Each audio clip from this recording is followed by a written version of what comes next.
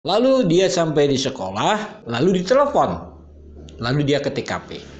Wahyu itu ke sekolahnya teh setengah tujuhan Bu, menurut saksi. Lihat itu tetangga sekolah yang di depan sekolah, lihat kosasi ke sekolah. Terus kalau Pak Wahyu di depan rumahnya dia, waktu itu barang Bu di BAP-nya depan sekolah sama saya. Nah itu kalau Pak Wahyu sendiri menurut Mbak Danu, Kang Danu ini gimana? Apa baik itu orangnya gimana? Ya baik sih. Baik ya? Baik. Nggak galak gitu nggak? Enggak. Baik ya? Iya. Namun biasanya kalau kepala sekolah kan ada apa tipe-tipenya gitu ya? Iya betul. Baik, atau bijak, tegas gitu ya. ya? Bijak juga bijak. Tegas, tegas cuma ya kalau ada terkaitan dengan rapat dan lain-lain lah. Iya. Itu muridnya banyak kan di Yayasan Bu? Banyak.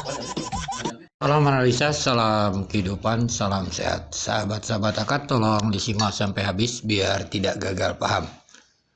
Kita ingin mencoba menganalisa dari potongan-potongan video akad terdahulu, sahabat-sahabat akad. Yang mana nanti kita ketahui bahwa Danu adalah pelakunya. Karena kita mengambil cerita ini pada saat ini, sahabat-sahabat akad mengetahui Danu adalah pelakunya. Nanti kita akan mulai dari potongan video setelah Danu pasca ngeliwet lalu ke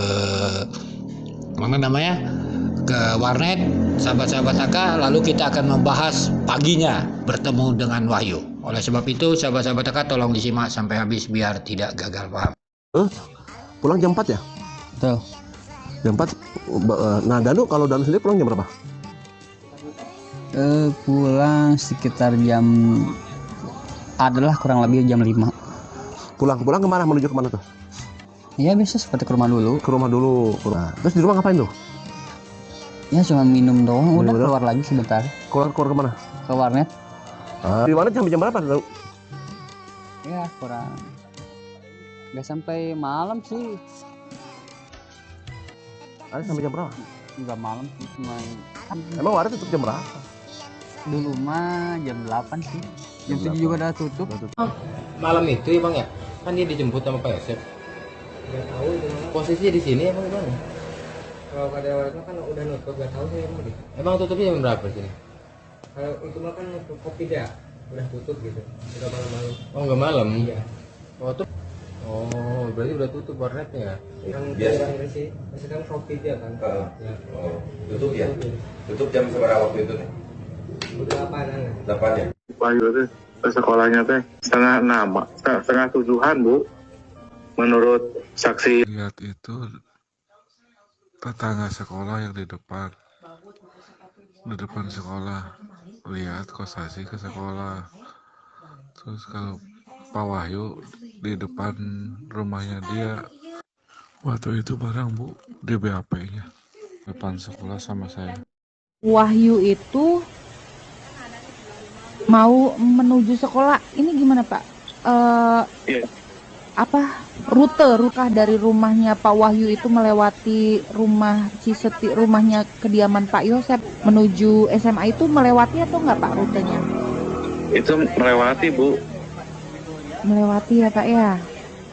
Waktu dulu teh kata Wahyu teh belum rame itu teh Bu. Oh bicara, pernah ngobrol sama Bapak Pak?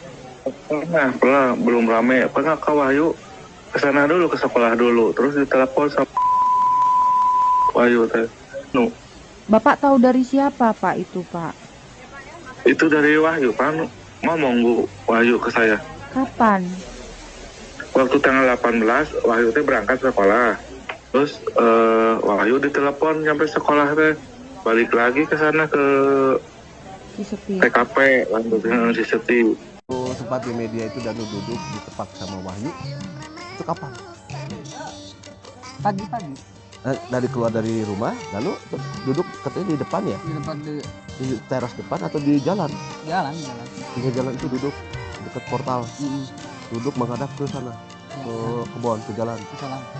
Wahyu datang. Iya. Tahu Wahyu datang tuh apa udah tahu atau Mau berangkat sekolah. Wahyu mau berangkat ke sekolah? Maksudnya naon sih? Maksudnya gini, masuknya dari depan jalan Wahyu atau dari belakang atau dari depan? Dari Jalan. depan jalan. Oke, jadi kelihatan pas datang. Kelihatan. Pakai motor apa Wahyu? Kurang tahu sih. Pakai motor apa jalan? Motor sih, motor. Motor. Beat. Terus motornya taruh di mana? Kurang tahu motor beat mana. Nah, waktu dia datang pakai motor, waktu Danu melihat ada Wahyu pakai motor. Pakai motor atau jalan? Motor. Wahyunya pakai motor. Lagi gini lagi. Oh, pakai motor. Diparkir di mana tuh sama Wahyu motornya? Enggak ngerti bang. Langsung ya. Oke. Langsung bengong lagi. Soalnya ke Danu ngomong gitu. Iya. Nu aya naon? Amel sama. Oh, Danu ngejawab. Terus apa reaksinya Wahyu?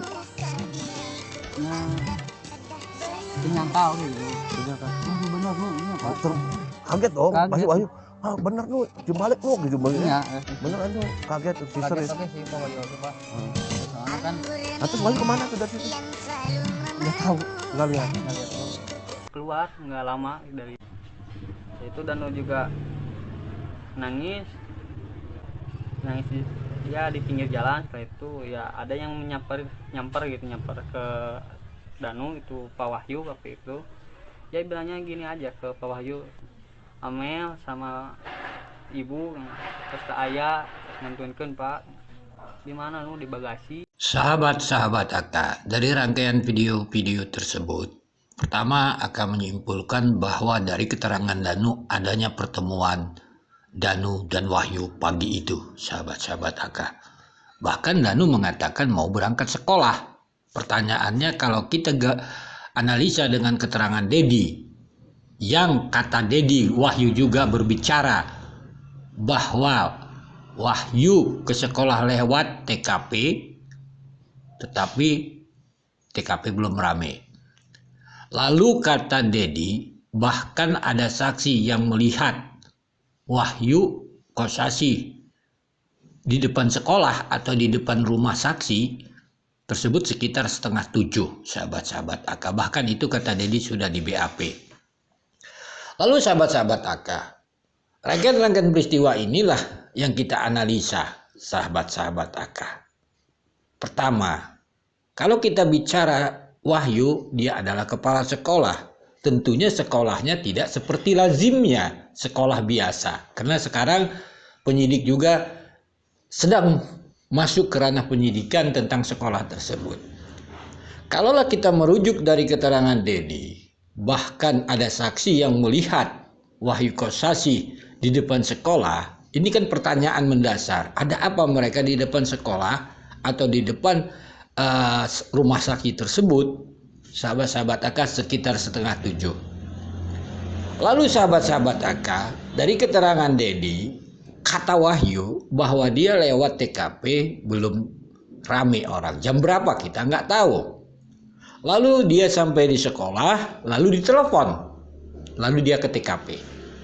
Nah, ini kan yang sering kita pertanyakan, siapa yang meneleponnya itu? Kalaulah cerita Danu, dia mengatakan bahwa dia bertemu Wahyu. Itu kronologisnya nanti bisa lihat di bawah deskripsi, akan tampilkan videonya. Itu sudah Aka bahas, sahabat-sahabat Aka. Jadi cerita-cerita inilah sahabat-sahabat Aka. Danu mengatakan Ibu Tuti dan Amel meninggal ada di Bekasi, ya tentu dia tahu, orang dia pelakunya, kan seperti itu. Ini tentu sahabat-sahabat Aka, inilah pasca setelah rekonstruksi sampai 95. Selanjutnya kan kita tidak tahu. Kita mencoba menganalisa keterangan Danu di pagi itu. Jam berapa Danu di TKP bertemu Wahyu dan sebagainya, kita kan tidak tahu. Nah, ini sahabat-sahabat Aka. Oleh sebab itu sahabat-sahabat Aka, mohon maaf bila ada kata-kata yang salah. Salam sehat, salam kehidupan.